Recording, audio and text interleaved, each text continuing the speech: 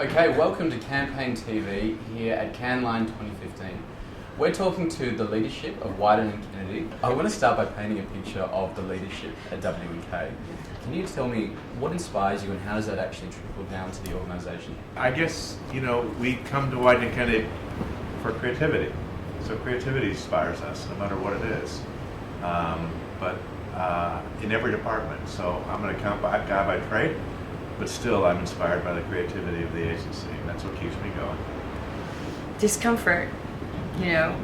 People do their best when they're in situations that they're not 100% comfortable in, that aren't known to them. So there's sort of a history of chaos and change at Wieden+Kennedy that you have to keep breaking through with your ideas, and I think more than ever that is happening.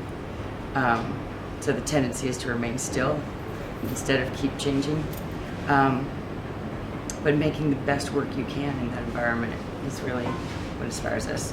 More of our ideas in more places, different ways. So I'd say creativity first, but then I'd also say culture. Mm-hmm. And it's interesting about the culture. I've been there 150 years, so I haven't seen the outside for a while. But when people come in, whether they're freelance or new hires, they're amazed at the culture. And it's a really interesting conversation to have, because it's like, well, tell us about it. What are you seeing? So the culture really is so important. It's certainly more family oriented. They're like, we have a lot of our best friends around the world. It's amazing. How do you manage change and where do you see the industry going? Change? Yes. No, We have a gun here that we'd like to talk about. I don't think no one really knows. Anybody who says they know where this industry is going, I don't think they're probably all that truthful, because I don't think we know. Okay. So I think we have to be open to what's going on around us.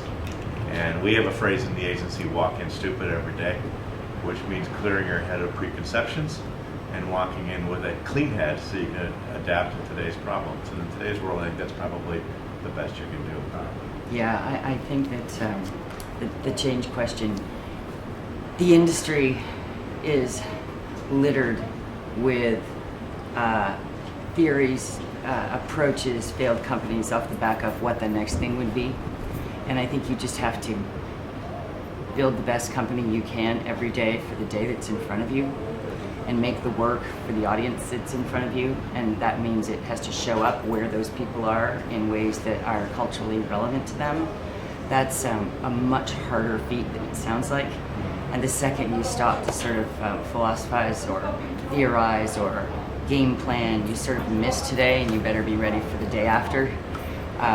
We work that way. I think it's just waking up, making the best possible work for the day and for the people that it's got to hit, is the way you prepare for change.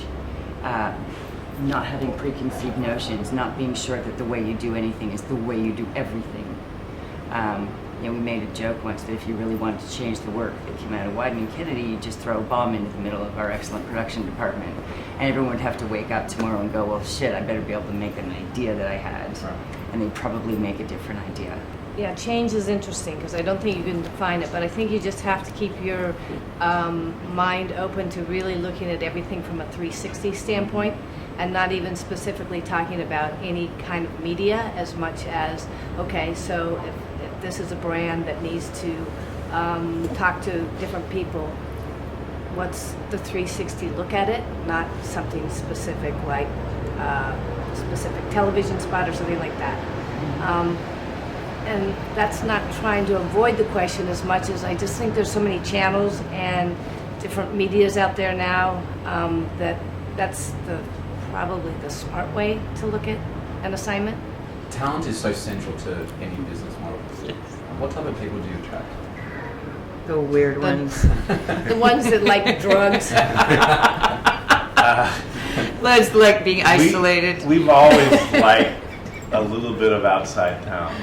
Maybe talent that other people might be a little bit afraid of, or that people would be nervous about getting that person. And those are the kind of people that we traditionally get attracted to. And I think the other thing for us Certainly talent's an issue, always an issue. But our culture is pretty, Susan talked about our culture, and our culture is pretty sticky. So it really helps us on this issue. It's not that we're not always looking for talent, but we don't have some of the problems that some other agencies do of constantly going through talent. We keep our good ones for the most part. You know, I think what people forget a little bit about talent is most people have the ability, but they need a place that will help them see their ideas. And I think we really try hard at that.